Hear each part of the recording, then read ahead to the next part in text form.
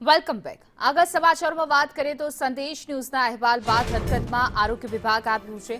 ચાંદીપુરા વાયરસને લઈને સરકાર એક્શનમાં છે। આરોગ્ય મંત્રીની અધ્યક્ષતામાં બેઠક મળી હતી।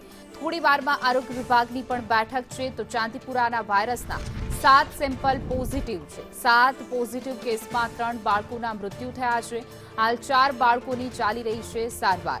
8 સેમ્પલની GBRCમાં ચાલી રહી છે તપાસ। આ મામલે હવે આરોગ્ય વિભાગ પણ હરકતમાં આવ્યું છે। જે કેસ શંકાસ્પદ નોંધાયા છે તેમની તપાસ કરવામાં આવી રહી છે।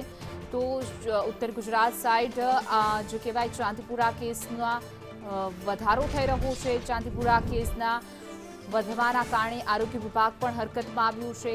સ્થાનિક તંત્ર પણ સતત દવાઈનો પણ છંટકાવ કરી રહ્યા છે। વધુ વિગતો સાથે અમારા સંવાદદાતા નિર્મલ જોડાઈ ગયા છે। જે નિર્મલ, આરોગ્ય વિભાગ સતર્ક છે, ચાંદીપુરા વાયરસને લઈને બેઠક મહત્વની છે, શું છે, કયા મુદ્દાઓ પર ચર્ચા?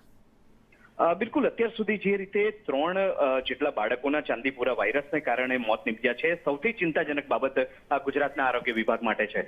અને આ જ કારણોસર કુલ અલગ અલગ જગ્યાએથી 27 જેટલા સેમ્પલ કલેક્ટ કરવામાં આવ્યા હતા અને જેને તપાસ માટે GBRC ખાતે મોકલવામાં આવ્યા છે।